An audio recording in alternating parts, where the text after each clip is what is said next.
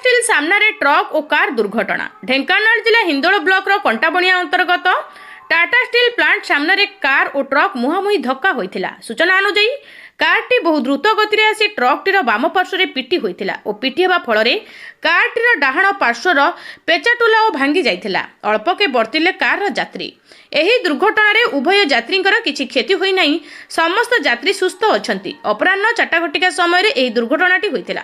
दुर्घटना होइथिबा car गाड़ीर number OD19G3111 और ट्रकटीर number OD04N1419। सही समय लोक मैंने यातायात करि नथिले।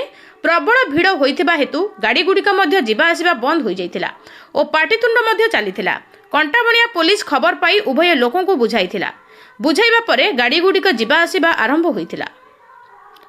अनुगुल जिला तालचेर ब्लॉक रु कृति दास नायक रिपोर्ट, निर्भीक न्यूज।